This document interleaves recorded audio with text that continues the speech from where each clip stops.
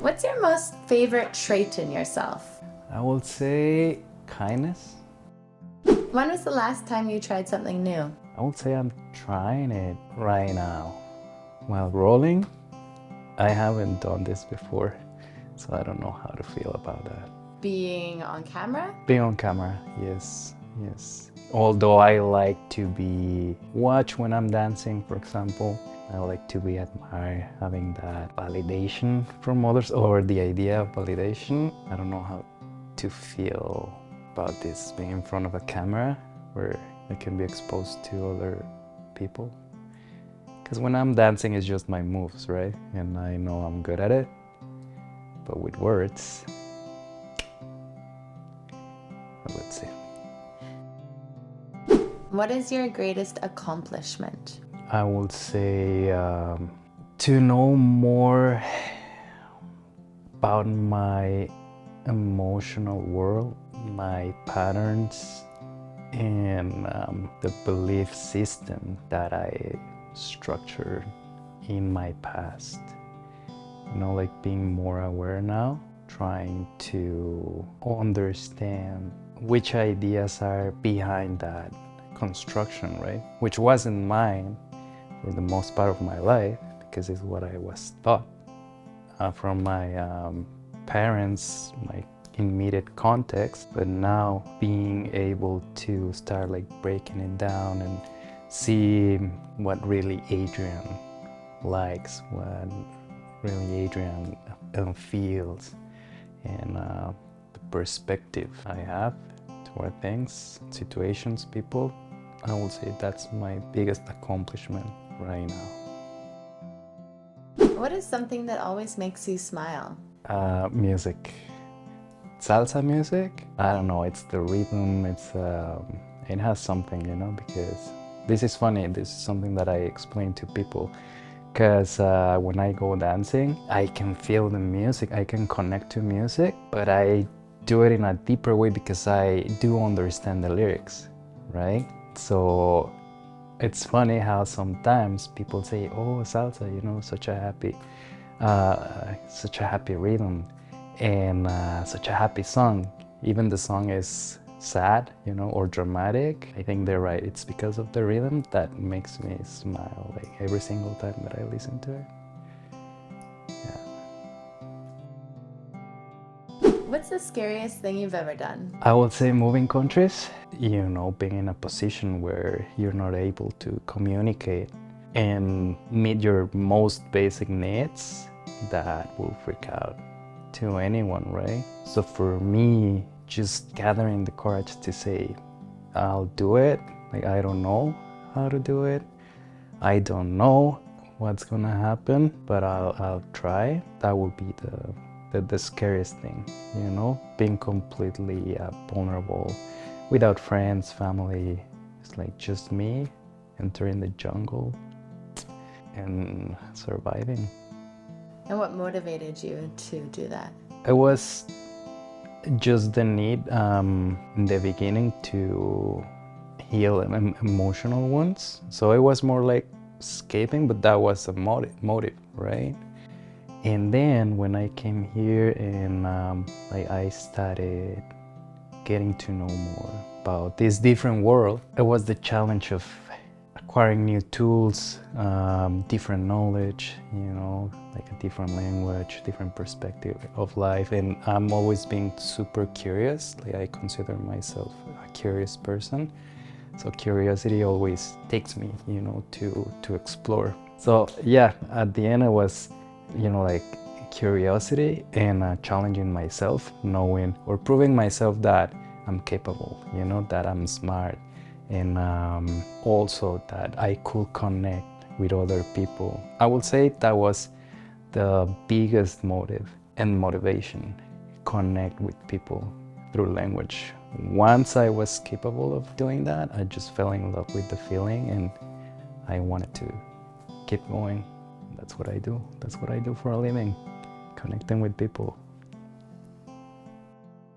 Were you ever bullied? When I was a kid, the way we grew up, or my generation grew up, that was kind of normal, you know? So I never took it that personal, or I don't have memories where someone was bullying me and I was like traumatized, or it was just like how we interacted back then, because I remember also doing that, you know, like to friends, and we were just having like good time, but probably I was, but I never felt like I was, right? What words were said to you in life that cut the deepest? So it will be this statement from my mom when I was a kid, and it was basically, because of who you are, you're gonna end up alone. Now, after, you know, like all the work that I've been doing, and getting to know more about who Adrian is, and those ideas, you know, back then, and how I react nowadays, I could see that feeling of confusion, because when I was a kid and I was told that just because who I was gonna end up alone, that made me question myself a lot, like who am I, or how I am. Am I good enough, or if there's something wrong with me, like I don't know, right? And then that showed up in my adult years as me like trying to control things, trying to have like the perfect setup, and also became a people pleaser, escaping from that idea of ending up alone, you know, and seeking for that validation. So now that I'm aware, I could say those words were the ones who cut the deepest. Yeah, and I mean, like, now I also get it, because every time that I talk to her about that, we come with new insights. And I mean, it's not like excusing the motives why she did that, but at the same time, when you see it through a compassionate light, it will be, she was young, you know, I was the only kid. She was struggling a lot in all senses. So it was pretty much my mom living in this survival mode and not knowing what to do, right? Nor with her emotions, nor with her life. And probably she was just projecting that fear, you know, onto me. Not the best way though, but and so now that we think about it and that we talk about it, like, we'll say most part of it is processed and released. Yeah, there's still like little things here and there that I'm working on. No hard feelings towards my mom though. If you're watching this, Mom, I love you. What is something you wish people understood about you? That I would do things because I needed that validation. I needed to feel that I was enough for them, that I was good enough for them, and that I just wanted to be and experience love. And even when I had behaviors that were not aligned with what I was thinking or what I was like professing, it was just because I wanted to feel that I mattered, that I was important to someone because of the wound that I had, right? So even when I was fighting, or when I was, you know, like sometimes lying, or I know this is a strong word that also sometimes brings shame, manipulation, you know, like trying to accommodate things in a way that I could have the outcome that I wanted, which was to feel loved, to feel important to someone, and then being validated. Who is one person that changed your life? I would say my last relationship. It was quite interesting. Everything, the dynamics, personalities. And it is funny because in that relationship, I was provided with the tools, or at least guidance, to start getting to know myself and questioning myself about things. And so the funny thing is that my facilitator, I was like a good provider, but not a good executor.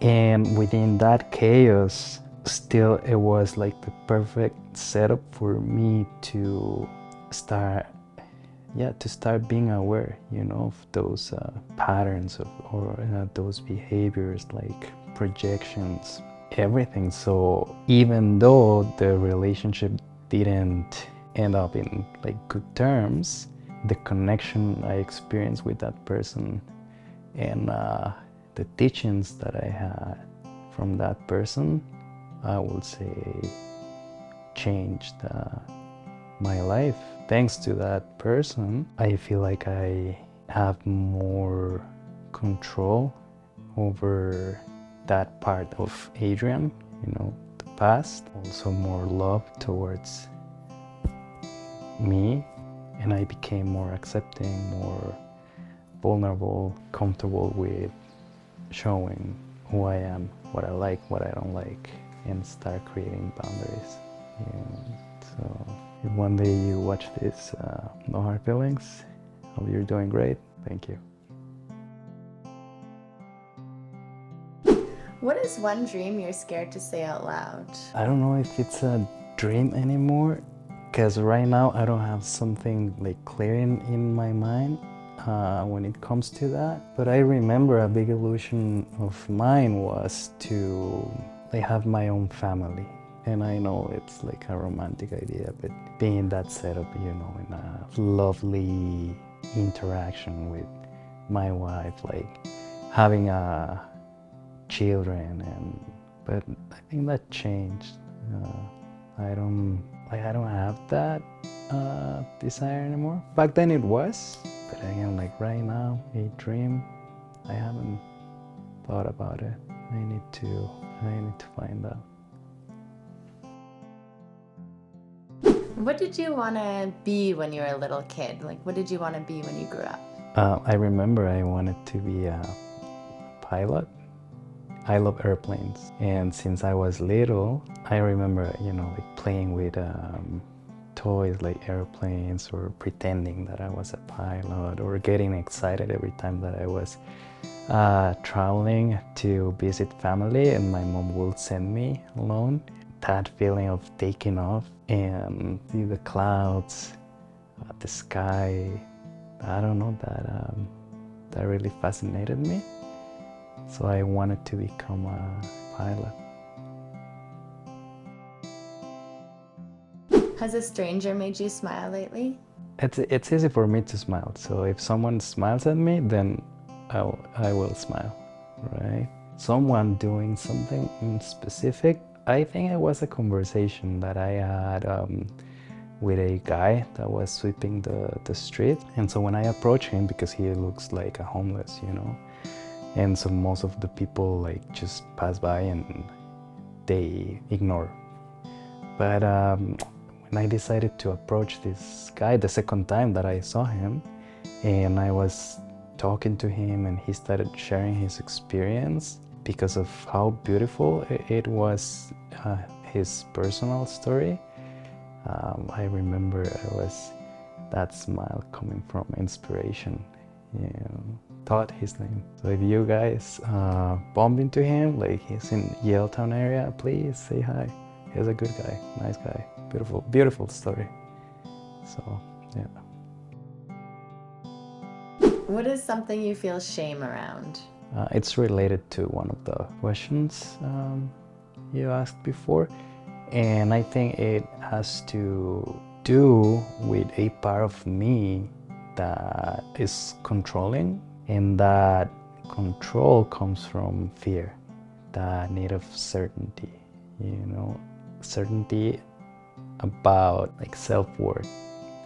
So whenever I was running, or I catch myself start running that pattern, like seeking validation, and as a result control as, you know, like as a behavior. I feel shame because it's kind of ironic. It's through that behavior I'm trying to show my worth and then trying to get a positive feedback, which is me being liked. But at the same time, I can see sometimes can cause distress or discomfort, you know, in people. And then I feel shame for that. So it's something that I'm more aware now. And like whenever I'm starting running, you know, like the pattern, to like change it. Trying to focus more on the statements that I've created for myself to suit myself and to ground myself, being aware of my value, and at the same time letting people and situations just like unfold organically, you know, like. But yeah, I will say that. What advice would you give to your younger self? Okay, pretending that my younger self had the emotional language and emotional capacity to process information and feelings, I will be, don't be too apprehensive, be cool as a cucumber. No, it will be like, don't take things personal, because most of the times it doesn't have to do with you, right? And even if you are caught up in that situation, try to remember as much as possible that you are lovable, that you matter, and that you're just living your process, and that's okay, you know.